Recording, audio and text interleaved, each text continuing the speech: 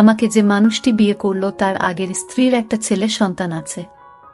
তার স্ত্রী মারা গেছে। এখন তার ছেলেটিকে দেখাশোনা করার জন্য আমাকে বিয়ে করেছে। ছেলেটার নাম রাজু।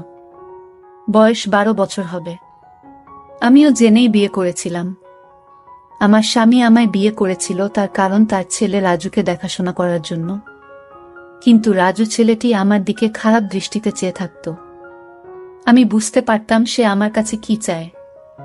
একদিন স্বামী একটা কাজের শহরে চলে গেলেন, আর এর মধ্যে বাড়িতে কেউ ছিল না।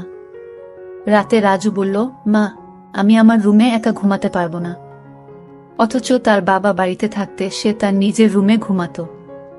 আমার রুমে ঘুমানোর জন্য আমার প্রতি রাতে বলতো। আমার আসল মা বেঁচে থাকলে আমাকে না করতে পারত না। তুমি মুখে মুখে না করে দিলে এসব বলে কান্না করতে লাগলো। আমি বলেছিলাম, এখন তুমি বড় হয়েছ, তোমার আলাদা রুমে ঘুমাতে যাওয়া উচিত। রাজু মাঝে মাঝে আবদার করত আমি যেন তাকে গোসল করিয়ে দেয়। একদিন তার কান্না দেখে এবং কেন আমার রুমে ঘুমাতে চায় এই বিষয়টা জানার জন্য আমি বললাম, ঠিক আছে, তুমি আজ আমার রুমে থাকবে। রাত যখন 3টা বাজে তখন রাজু আমার সাথে যা করেছিল তা শুনলে তোমাদের চোখ কপালে উঠে যাবে। তাহলে আসল ঘটনাটা বলি। তার আগে আপনারা যারা আমাদের এই ছোট্ট চ্যানেলটির নতুন দর্শক তারা চ্যানেলটি সাবস্ক্রাইব করে আমাদের সাথে থাকবেন। আজ আমার বিয়ে হয়েছে, বাকি সব নতুন বন্ধুর মতো। আমিও আমার বাসর ঘরে বসে আছি, কিন্তু আজ আমার মনে নেই কোনো সংকোচ, নেই কোনো স্বপ্ন, আর নেই নতুন সংসার সাজানোর ইচ্ছা। কারণ আজ প্রথমবার নয় যে আমি এভাবে নতুন বউ সেজে বসে আছি। এর আগেও ছিল এরকম একটি রাত যে কারোর জন্য এভাবেই বসেছিলাম। আজ হয়তো সব একই রকম, শুধু মানুষটি বদলে গেছে। হঠাৎ দরজা থেকে কারো আসার আওয়াজ শুনলাম। সে আর কেউ নয়, আমার নতুন স্বামী শাহজাহান। আমি উঠে সালাম করলাম। শাহজাহান বলল, সালাম করা লাগবে না, বরং আপনি বিছানায় শুয়ে পড়ুন। আমিও সোফায় শুয়ে পড়ি। সালমা বলল, না না, আপনি বিছানায় ঘুমান, আমি সোফায় থাকতে পারবো। শাহজাহান বলল, দেখুন, আমরা দুজনের কেউই এই বিয়ে মানি না। দুজনেরই আলাদা আলাদা কারণ আছে বিয়ে করার, কিন্তু আমরা একজন অন্যজনের সম্মান তো করি। আর আমি এরকম ব্যক্তি না জেনে আমি বিছানায় ঘুমাবে আর কোনো মেয়েকে এভাবে সোফায় কষ্ট করে ঘুমোতে দেবে। আপনি আমার স্ত্রী, তাই আপনার খেয়াল রাখা আমার দায়িত্ব। আর আপনি যদি আমার এতটুকু সম্মান করেন তবে বিছানায় ঘুমিয়ে পড়ুন। আমিও মাথা নেড়ে সম্মতি দিলাম আর বিছানায় শুয়ে পড়লাম। এবার বলি, আমাদের বিয়েটা কিভাবে হলো। মিস্টার শাহজাহান চৌধুরী শহরের অনেক বড় একজন ব্যবসায়ী। আমাদের বিয়েটা পরিবারের সম্মতিতেই হয়েছে। বলতে গেলে পরিবারের জন্যই হয়েছে। অবশ্য আমাদেরও অসম্মতি ছিল না। আজ আমরা দুজনে এক পবিত্র বন্ধনে আবদ্ধ, কিন্তু এ বন্ধন কোনো মনের জায়গা নেই। কারণ আমাদের দুজনের মনেই যে অন্য কারো নাম আগে থেকেই লেখা, মানে দুজনের মনেই অন্য কারো মায়ায় জড়িত। অন্য কারো কাছে আমাদের মন বন্ধক রয়েছে। ভাবতেই চোখ দিয়ে এক ফোঁটা জল বয়ে গেল। বিয়েটা দুজনেই করেছি, কিন্তু এই বিয়েতে কোনো ভালোবাসা নেই, শুধু রয়েছে দায়িত্ব। তা নিয়ে আমাদের বিয়ের আগেই চুক্তি হয়েছিল, উনি আমার দায়িত্ব নেবে, আর আমি উনার পরিবারের আর উনার ছেলে রাজুর, উনার মলি আপুর ছেলে। মলি আপুকে তাই তো ভাবছেন? শাহজাহান এর প্রথম স্ত্রী। তিনি এখন আর এই পৃথিবীতে নেই। 3 বছর আগে ইহকাল থেকে পরকালে প্রস্থান করেছে। বিয়ের আগে তার ছবি দেখে জানতে পারলাম সে আর আমি একই ভার্সিটিতে ছিলাম। শাহজাহান ও তার আমার সিনিয়র ছিল। শাহজাহানের সাথে কখনো দেখা না হলেও মলি আপুর সাথে প্রায়ই দেখা হতো। সরি দেখা বললে ভুল হবে, ঝগড়া হতো বলে উনি আমাকে তেমন একটা দেখতে পারতেন না। এর কারণও আছে, আমি অনেক দুষ্ট প্রকৃতির ছিলাম, আর উনার সব টাইটেল নাকি চুরি করেছিলাম তা উনি শুধু ভাবতেন। অবশ্য আজও হয়তো থাকলে আমার সঙ্গে ঝগড়া করতেন। উনার স্বামীকে চুরি করেছি বলে অপবাদও দিতেন, কিন্তু ওনার স্বামীর উপর তো আমার কোনো অধিকারই নেই, কারণ আমি উনাকে নিজের স্বামী মানতে পারিনি। বিয়েটা করেছি শুধু পরিবারের জন্য। রাজু এখন 11 বছরের ছেলে। ক্লাস 5-এ পড়ে, দেখতে একদম তার বাবার মতো। যেমন সুন্দর তেমনি মায়াবী দেখতে। বিশেষ করে তার চোখ দুটি শাহজাহানের মতো একদম। শুনেছি শাহজাহানের চোখে নাকি অনেক মায়া, কিন্তু কখনো তাকায়নি, কারণ এখন আর কারো মায়া পড়তে চাই না। একবার পরে অনেক কেঁদেছি, আর কাঁদার ইচ্ছা নেই। আর না কষ্ট সহ্য করার ক্ষমতা আছে, সব বাদ দিয়ে এখন ঘুমিয়ে পড়ি। ঘুম থেকে উঠলাম, সকালের আলো যখন চোখে এসে পড়ল, উঠে দেখি শাহজাহান এখনো ঘুমোচ্ছে, কিন্তু জানলা থেকে আসা আলো তার ঘুমে ব্যাঘাত দিচ্ছে। তাই পর্দা বন্ধ করে দিয়ে আসলাম। এসে রেডি হয়ে বাইরে চলে আসলাম। এসে দেখি আমার শাশুড়ি মা আর ভাবি আগে থেকেই উঠেছে। আরে বোমা, তুমি এত সকালে কেন? আমি বললাম, আসলে মা ঘুম ভেঙে গিয়েছিল তাই। ভাবি, তা ঠিক আছে, কিন্তু আমাদের নতুন বোমা কোনো সাজে না, না কোনো গয়না। যাও পরে আসো। ভাবি, আসলে আমার সাজা পছন্দ না। ভাবি বলল, জানি, তাই তো গতকাল নিজের বিয়েতেও সজনি। মা বলল, বিয়েটা কি তেমন ভাবে হয়েছে, নাকি তোর দেবার জন্য কিছুই করতে পারলাম না? ভাবি বলে, থাক মা, বাদ দেন। মা, আমাদের নতুন বউ তো এমনিতেই চাঁদের টুকরা, ওর সাজা গোজা লাগবে না। ভাবি, আমি বুঝি সুন্দর না, মুখ গোমরা করে মা বলল, তুইও খুবই সুন্দর, কিন্তু মা জানো, আমি ছেলে হলে ঠিকই প্রেমে পড়তাম। আমার যাটা এত সুন্দর, সবাই হাসাহাসি করত। সালমা বলল, মা আমি আপনাদের জন্য চা বানিয়ে আনি। মা বলল, আরে না, তুই বস, আমরা সব করব। সালমা বলল, মা আমার ভালো লাগে না এমনি বসে থাকলে। মা, কিন্তু সালমা প্লিজ মা। ভাবে বলল, আচ্ছা তাহলে আমি সাহায্য করি, আর সাথে অনেক গল্প করব, কেমন? সালমা, আচ্ছা। সালমা চা বানালো, আর রানু ও ভাবির সাথে গল্প করল। আসলে গল্প করছিল না, শুধু শুনছিল। চা বানানো শেষে নিয়ে আসে। এসে দেখে মা, বাবা আর শাহজাহানের ভাইয়া বসে আছে।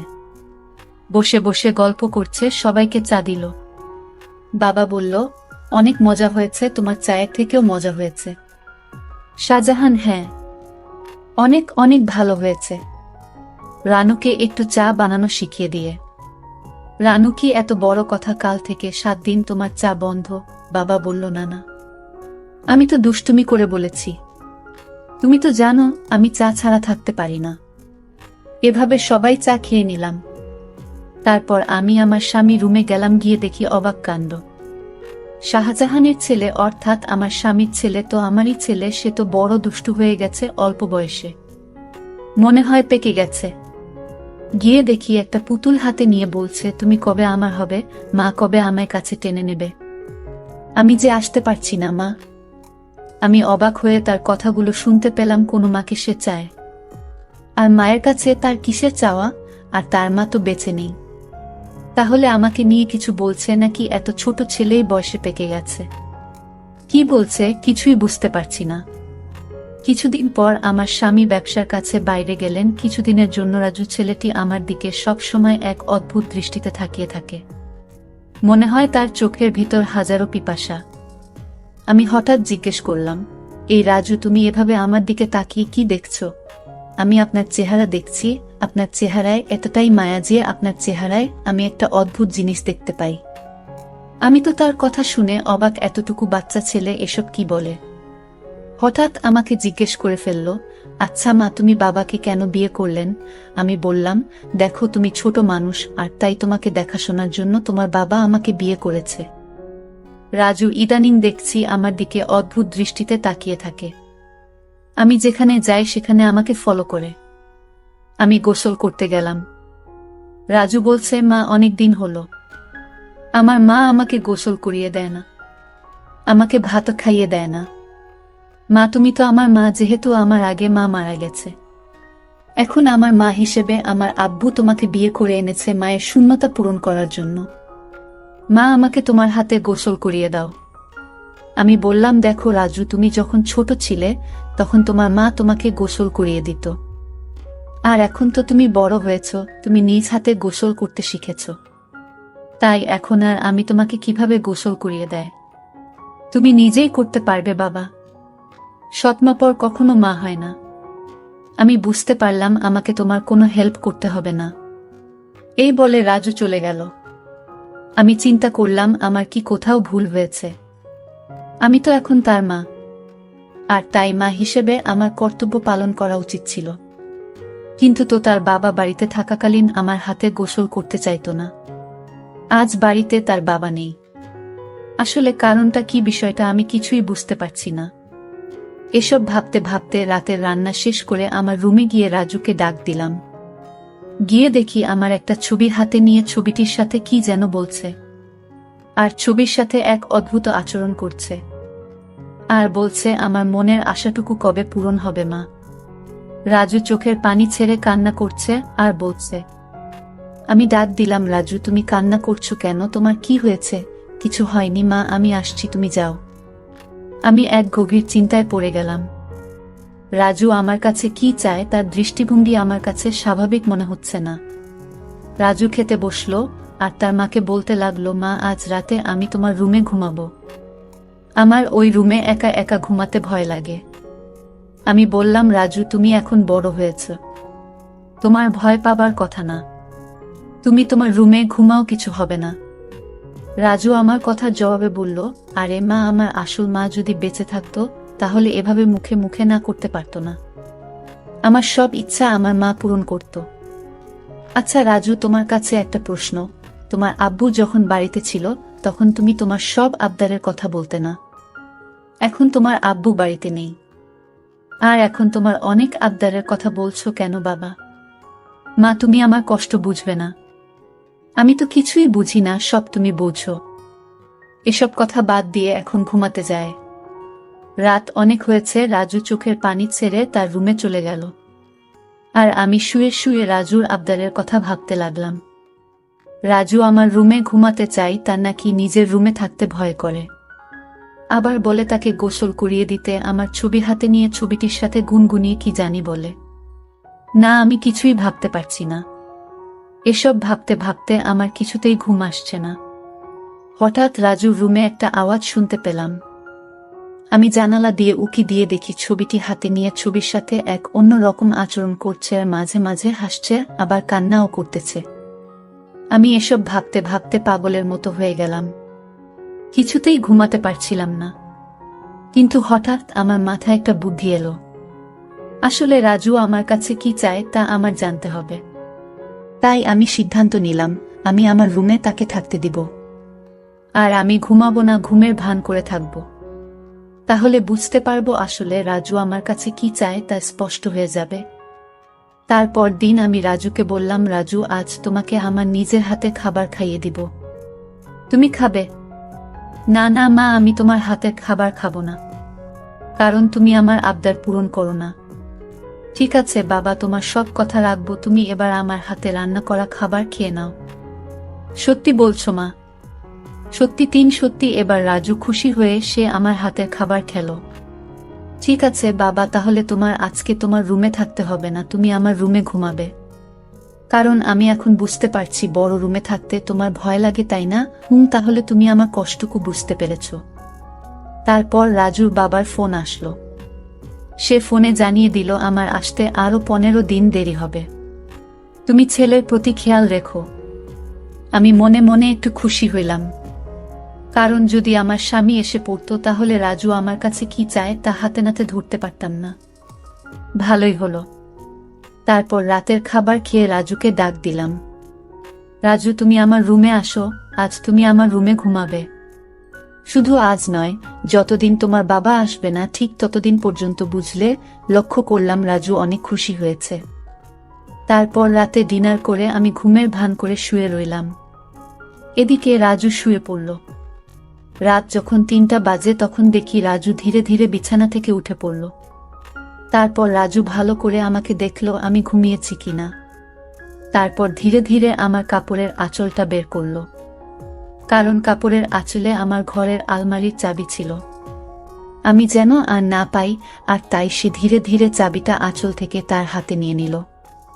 তারপর আলমারিতে থাকা তার মায়ের স্বর্ণের গহনা ছিল, আর আলমারিটা খুলে সকল স্বর্ণ অলংকার সে একটা শপিং ব্যাগে নিয়ে নিল। ব্যাগ তার রুমে নিয়ে রেখে আসলো। তারপর চাবিটা আঁচলে বেঁধে রেখে দিল। তারপর ঘুমিয়ে পড়ল। আমি ঘুম থেকে জেগে উঠি। এটা কি করলো? এতটুকু একটা ছেলের সাহস দেখে আমি অবাক হচ্ছি। সেসব স্বর্ণ অলংকার চুরি করলো। আর এই বয়সে তার এত স্বর্ণ বা টাকা দরকার কেন? আমি তাকে কিছুই বলিনি। সকালে উঠে রাজু বলল, মা, তাড়াতাড়ি খাবার দাও, আজ একটু জলদি স্কুলে যেতে হবে। ঠিক আছে, আমি নাস্তা দিচ্ছি, খেয়ে স্কুলে যাও। সে তাড়াহুড়া করে খাবার খেয়ে ব্যাগটি নিয়ে ঘর থেকে বের হতেই আমিও তার পিছু নিলাম। তারপর দেখলাম একটা স্বর্ণের দোকানে গিয়ে স্বর্ণগুলো বিক্রি করে দিল। তারপর এই টাকাগুলো নিয়ে কবরের চারপাশে বেড়া দেওয়ার জন্য কিছু সরঞ্জাম কিনল। আর সেই সরঞ্জাম নিয়ে গেল তার আসল মায়ের কবরের পাশে। আর মায়ের কবরের চারপাশে বেড়া দিয়ে কবরটাকে সুন্দর করে তুলল, যেন গরু ছাগল যেতে না পারে। আমি রাজুর এই দৃশ্য দেখে অবাক হয়ে গেলাম।